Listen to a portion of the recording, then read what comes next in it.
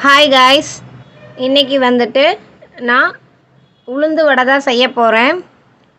அதுக்கு நான் ஒரு சின்ன டம்ளரில் 1 டம்ளர் உளுந்து எடுத்திருக்கேன். இப்போ இதை தண்ணி ஊற்றி நல்லா அலசிட்டு நம்ம ஊற வச்சு எடுத்துக்கலாம். நல்லா ஒரு 2 டைம் தண்ணி ஊற்றி கழுவிட்டு ஊற வச்சுக்கலாம். இப்போ இங்கே பாருங்கள், நல்லா 2 டைம் வாஷ் பண்ணிவிட்டு இந்தளவு தண்ணி ஊற்றி ஊற வச்சிடலாம். நல்லா ஒரு அரை மணி நேரம் போல் ஊறட்டும். அரை மணி நேரம் கழித்து நம்ம பார்க்கலாம். இப்போ பாருங்கள், நல்லா 1 மணி நேரம் போல் ஊறிடுச்சு. அரை மணி நேரம் ஊற வச்சா போதும். நான் கொஞ்சம் வேலையாக இருந்ததுனால நல்லா 1 மணி நேரம் கழித்து தான் பார்த்தேன். நல்லா ஊறிடுச்சு. இப்போ இதை நம்ம ஆட்டி எடுத்துக்கலாம். இன்றைக்கி நான் உரலில் தான் ஆட்டி எடுத்துக்க போகிறேன்.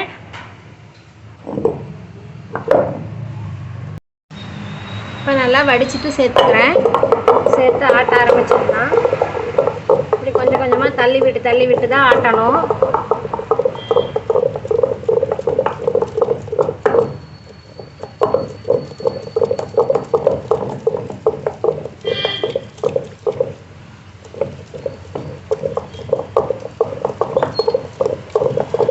உளுந்து நல்லா பந்து போல வரும்.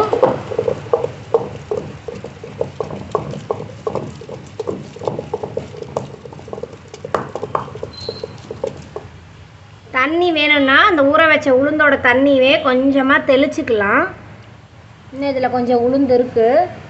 இந்த எல்லா உளுந்தையும் வடிச்சிட்டு சேர்த்துக்கிறேன்.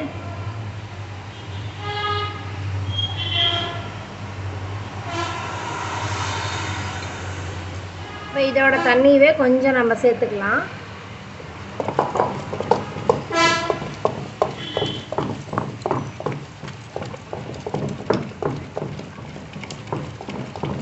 நிறைய பேர் உரலில் ஆட்ட தெரியாத இருப்பீங்க. லெஃப்ட் ஹேண்டை வந்து ஹோல்டு பண்ணிவிட்டு ரைட் ஹேண்டில் தள்ளி விட்டு தான் ஆட்டணும்.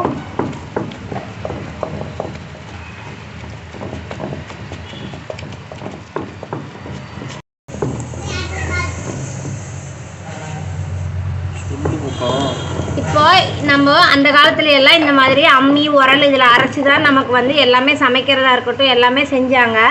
இப்போ இந்த காலத்தில் டெக்னாலஜி வந்துருச்சுன்ட்டு நம்ம மிக்சி கிரைண்டர் இந்த மாதிரி நம்ம மூவ் ஆகிட்டோம். நம்ம திடீர்னு இப்போ வெய்ய காலம் பவர் கட்டாகி வருது. பவர் ஃப்ளக்சுவேஷன் ஆகிட்டே இருக்குது. அப்போ திடீர்னு நம்ம என்ன பண்ணுறோம், நம்மளால் என்ன பண்ணுறதுனே தெரியாமல் போயிடுது. அந்த மாதிரி டைமில் நமக்கு இந்த மாதிரி ஒரு உரல் நம்ம வீட்டில் வாங்கி வச்சுருந்தோம்னா ஈஸியாக சட்னியாக இருக்கட்டும், மாவாக இருக்கட்டும், இந்த மாதிரி உளுந்து வடைக்கு எல்லாமே ஆட்டுறது எல்லாமே நம்ம இதில் ஆட்டி எடுத்துக்கலாம். சீக்கிரமும் ஆட்டிடும். நம்ம நினைக்கிறோம் ரொம்ப நேரம் ஆட்டணுன்னு, அப்படியெல்லாம் கிடையாது. நம்ம பழகிட்டோம்னா சீக்கிரம் நமக்கு ஆட்டி வந்துடும். பாருங்கள், நல்லா நான் ஒரு 2 நிமிஷம் கூட இருக்காது நான் ஆட்ட ஆரம்பித்து பாதி மேலே உளுந்து மசிஞ்சிருச்சு. நான் எதுக்காக இப்போ நிறுத்தியிருக்கேன் அப்படின்னா கொஞ்சமாக இது உள்ள தண்ணி சேர்த்துடலாம். கொஞ்சமாக தண்ணி சேர்த்துட்டு மறுபடியும் நான் இப்படியே உரலை போட்டு ஆட்டிடுவேன். எனக்கு கொஞ்சமாக தான் இருக்குது.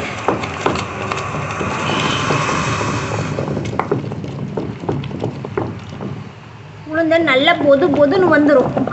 ஒரு 5 மினிட்ஸு நல்லா ஆட்டுனீங்க. 5 மினிட்ஸ் கூட தேவையில்லை, ஒரு 3 நிமிட்ஸு 3 நிமிஷம் நல்லா இந்த மாதிரி ஆட்டிகிட்டே இருந்தோம்னாவே நமக்கு நல்லா உளுந்து வந்து மஞ்சு வந்துடும். கரண்ட் இருக்குது கரண்ட் இல்லை அந்த ஒரு பயமே இருக்காது. ஒரு உரல் ஒரு அம்மியும் வீட்டில் இருந்துட்டால் போதுங்க.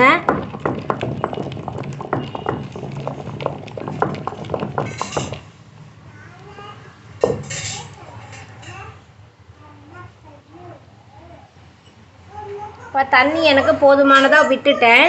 இப்போ நான் இன்றைக்கி இனிப்பு வடை தான் உளுந்த இதில் செய்ய போகிறேன்.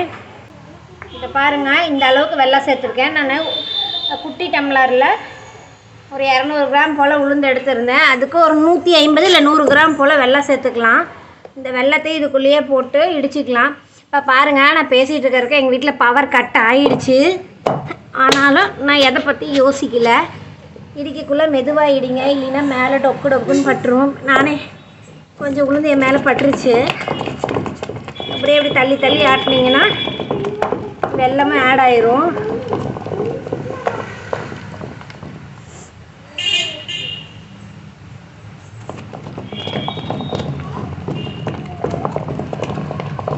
உளுந்து வடை குழந்தைங்களுக்கு கொடுத்துட்டு வாங்க. வாரத்தில் ஒருக்காவது கொடுங்க அட்லீஸ்ட்.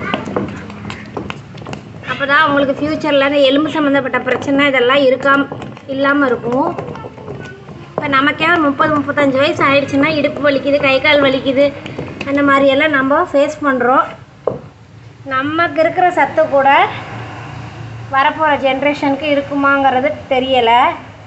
நாம் தான் அதுக்கு இப்போ இருந்தே குழந்தைங்களுக்கு கொஞ்சம் இதெல்லாம் கொடுத்து பழக்கணும். பேக்கெட் ஃபுட்டெல்லாம் நம்ம வாங்கி கொடுக்குறோம், அதெல்லாம் அவாய்ட் பண்ணிவிட்டு இந்த மாதிரி கொஞ்சம் ஹெல்த்தியாக நம்ம கொடுக்க ட்ரை பண்ணலாம்.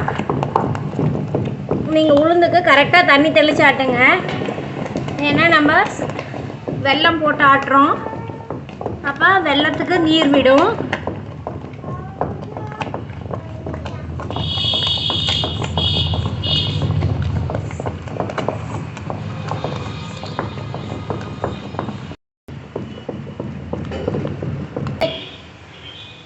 பாருங்கள், நல்லா இந்த கன்சிஸ்டன்சிக்கு அரைச்சி எடுத்தாச்சு.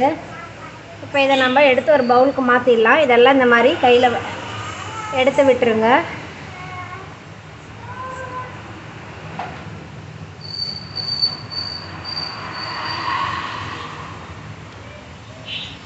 உங்களுக்கு அப்படி அரைக்கக்குள்ளே கொஞ்சம் தண்ணி எச்சா போயிடுச்சுன்னா கொஞ்சமாக அரிசி மாவு இதெல்லாம் ஃபைனலாக எடுத்துட்டு அதுக்கப்புறம் இப்போ பாருங்கள், பாருங்கள் எந்த கன்சிஸ்டன்சிக்கு இருக்குன்னு.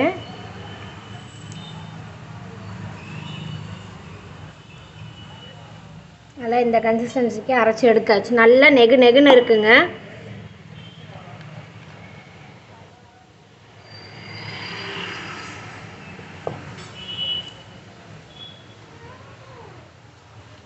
நல்லா எண்ணெய் காஞ்சிடுச்சு. அடுத்த லோ ஃப்ளேம் பண்ணிக்கலாம். இப்போ நம்ம ஆட்டி எடுத்த உளுத்தம் பருப்பு ரெடியாக இருக்குது. தண்ணியை தொட்டு கையில் இந்த மாதிரி வச்சு கூட இப்படி உருட்டி தண்ணியை தொட்டு இந்த மாதிரி வச்சுட்டு உங்களுக்கு வடை ஷேப்பில் தட்டி அழுங்காத எடுத்து இந்த மாதிரி போட்டுக்கோங்க. இல்லை அப்படின்னா வாழை இலை இருந்ததுன்னா வாழை இலையில் கூட தட்டிட்டு போட்டுக்கலாம். நான் வந்து கையில் தண்ணி தொட்டு தட்டியே ஓரளவுக்கு போட்டுருவேன். ரொம்ப நல்லா போடுவேன்னெல்லாம் சொல்ல முடியாது. ஷேப் எல்லாம் டிஃப்ரெண்ட்டாக தான் வரும். ஓரளவுக்கு போட்டுருவேன். 3 வடை போட்டேன். அடுப்பை மீடியம் ஃப்ளேமில் வச்சா சுடுங்க. நம்ம இனிப்பு வடை தீஞ்சு போயிடும். இனிப்பு நிறைய போட்டோம்னா கரிஞ்சிரும் வடை, கருன்னு ஒரு வடை செவந்துரும் சீக்கிரம் இனிப்பு இருக்கிறதுனால. அதனால் இந்த மாதிரி திருப்பி விட்டுருங்க.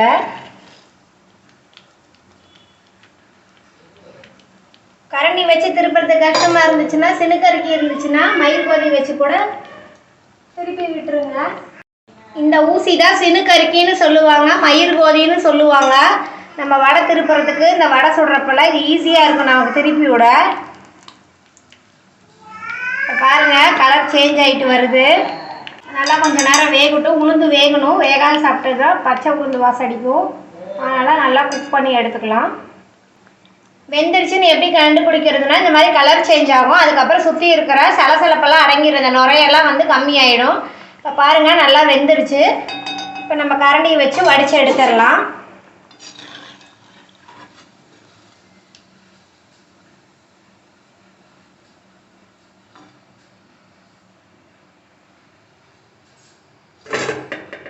நார்மல் வடையை கம்பேர் பண்ணக்குள்ள இது கொஞ்சம் எண்ணெய் இருக்கும். ஏன்னா நம்ம ஸ்வீட் ஆட் பண்ணியிருக்கோம் இல்லையா, அதனால் வேறு எந்த ரீசனும் கிடையாது. இதே மாதிரி வடையாக போட்டாலும் சரி, இப்போ நான் குட்டி குட்டி பாலாக போடுறேன் பாருங்கள், இந்த மாதிரி போட்டாலும் சரி, கையில் தண்ணி தொட்டு போடுங்க. அப்போ தான் ஒட்டாத வரும். நான் உங்களுக்கு போட்டு காட்டுறதுக்காக சொல்கிறேன். வடை போட தெரியல அப்படிங்கிறவங்க இந்த மாதிரி கூட போட்டுக்கோங்க.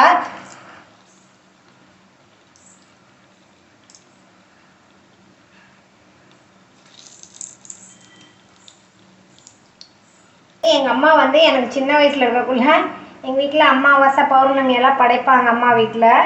அப்போ வந்து எங்கள் அம்மா வந்து செஞ்சு தருவாங்க. எனக்கு ரொம்பவே பிடிக்கும். மேரேஜ் ஆகி வந்ததுக்கப்புறம் நான் ட்ரை பண்ணவே இல்லை. இப்போ எங்கள் குழந்தைங்க கேட்குறாங்க அப்படிங்கிறதுக்காக தான் மறுபடியும் நான் இதை மறுபடியும் நானாக செய்கிறேன். இதுவரை எங்கள் அம்மா தான் எனக்கு செஞ்சு தருவாங்க. ஒரு 2 நிமிஷம் போல் விட்டுறலாம், வேகட்டும். இப்போ பாருங்கள், ஓரளவு கலர் சேஞ்ச் ஆகி வந்திருக்கு. உருண்டையாக போட்டிங்க அப்படின்னா உள்ளுக்குள்ளே சம்டைம்ஸ் வேகாத இருக்கும். அடுப்பை ஹை ஃப்ளேமில் வச்சுட்டிங்கன்னா, ஸோ லோ ஃப்ளேமில் வச்சே குக் பண்ணுங்கள். இல்லைன்னா மேலே கலர் சேஞ்ச் ஆன மாதிரி இருக்கும், உள்ளுக்குள்ளே பார்த்தீங்கன்னா மாவாகவே இருக்கும். அப்படியே பச்சை உளுந்து வாசம் அப்படியே அடிக்கும்.